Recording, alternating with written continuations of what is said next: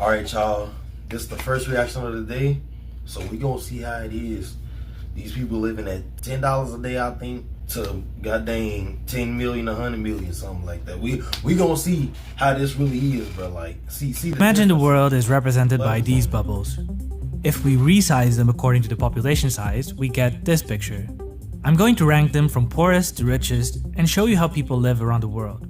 We'll start with farmers living with less than $2 per day and climb all the way to Elon Musk. And I'm gonna make a bet.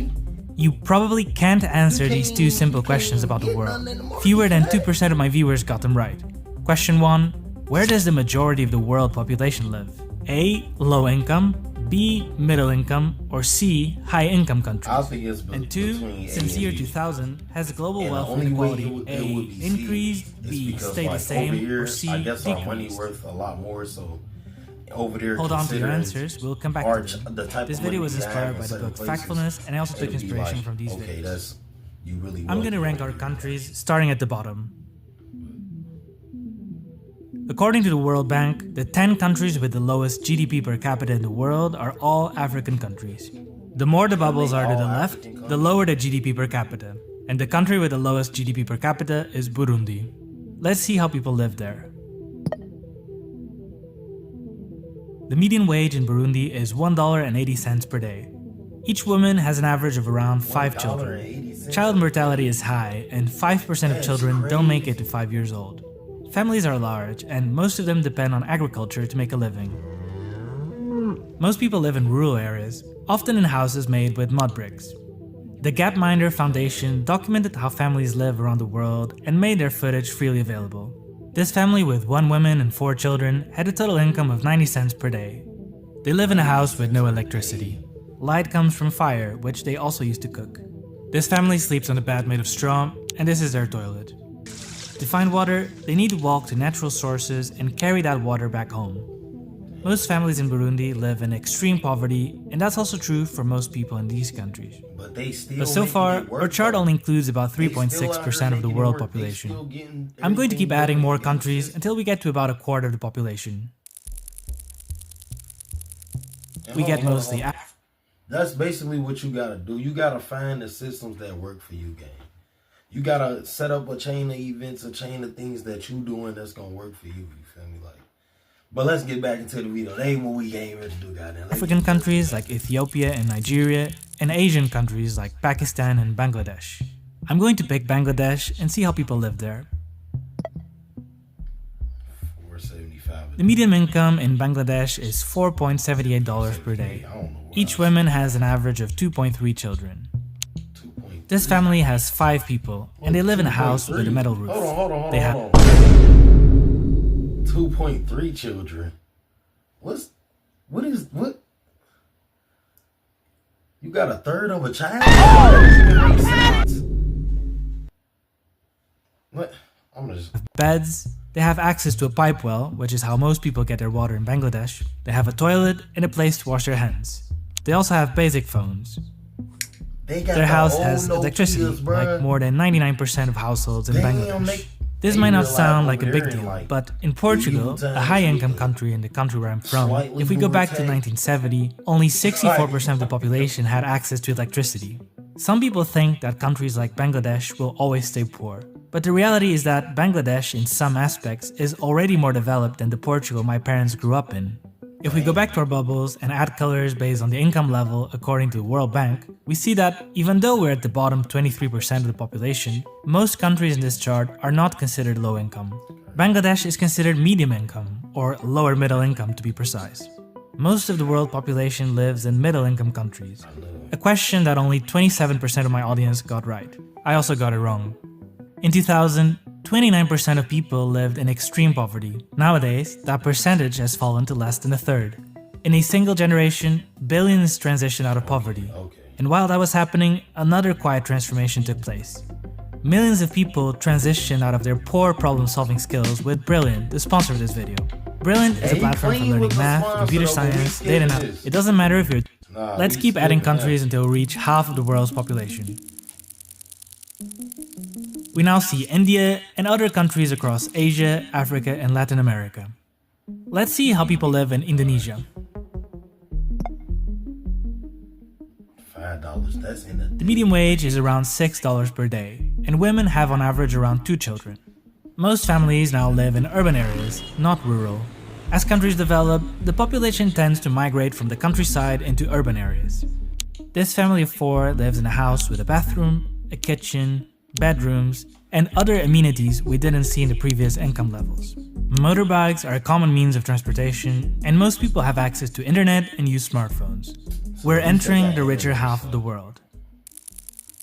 Yes, they actually got like internet. We now get mostly upper middle income countries from Latin America, Eastern Europe, Africa, and Asia, including China.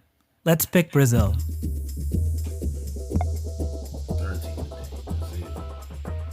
The median wage in Brazil is about $13 per day. And in Brazil, women have on average 1.6 children. For the first time, we get a fertility rate below the replacement level. Wealthier countries tend to have lower fertility rates. Although hunger is still a problem in Brazil, more people die from obesity than undernutrition. As countries develop, the percentage of obese population also tends to increase. At this level of income, it's now common for people to have a car and a computer. Brazil is above the global average, but still far from the world's richest. If we add more bubbles, we start getting high-income countries. We're now at 90% of the world's population, and I'm gonna pick Spain. The median income is $41 per day. In countries like Spain, most people live in good quality housing. They have access to decent healthcare, social security, and public facilities. At this tier, you also start getting the freedom to travel to almost everywhere. A Spanish citizen can travel to a total of 189 countries visa-free. For most of the world, that is not the case. If we look at the passport index of every country, we see that lower-income countries have a lower number of destinations they can visit without a visa. The freedom to travel the world depends on the income level of your country. Despite having good living standards compared to the rest of the world, many people in these countries haven't enjoyed the economic growth we got in countries like Bangladesh or Indonesia. I spoke with economist Branko Milanovic, one of the researchers behind the famous chart explaining this. It's called the elephant curve. On the x-axis, we have the income percentile of the global population. The chart shows us how much income has grown across the population in the 20 years up to 2008. The people around the 50th percentile of income, mostly people in Asia, saw big gains. But then for the Western middle class, the curve flatlines. People who are around the 70, 50. Just imagine, bro. Just imagine y'all being up for a little minute. All that shit come crashing down, though. But I ain't gonna cap. Better look at the charts, though. It looked like they low-key came back up for a little minute. Of the world income distribution, which means they are richer than the Chinese, had very slow growth, and in many cases actually growth of close to 0% per year over 20 years. And meanwhile, the global top 1% captured a large share of the growth, riding the wave of globalization. In recent years, the curve becomes smoother, but the pattern still holds. Many in the West feel stuck, while much of Asia has moved up. Let's move higher.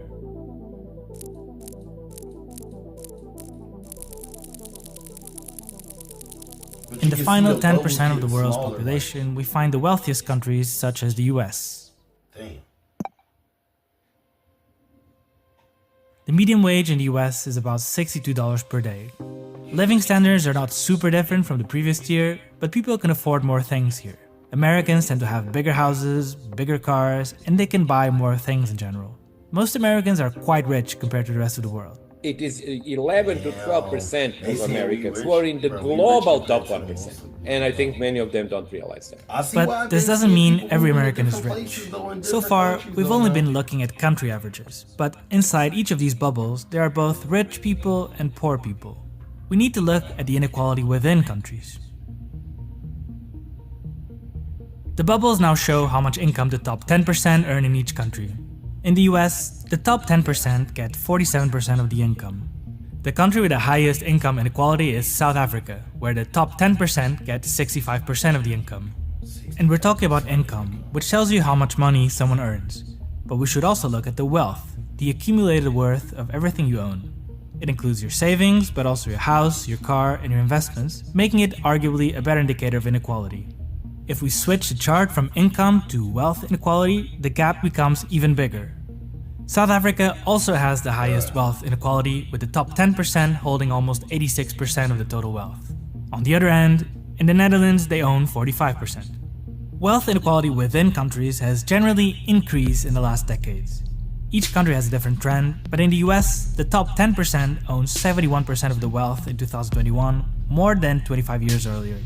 This number also went up in all of the world's top 10 economies. This can have negative impacts, and several economists argue that the more unequal a society, the weaker its institutions tend to become over time. The World Inequality Report argues that this was not inevitable, but a political choice. They argue that in the 80s, leaders like Ronald Reagan and Margaret Thatcher pushed a series of policies that made private wealth go up and public wealth go down. So their argument here is that if governments own less, then in theory they're less capable of tackling inequality.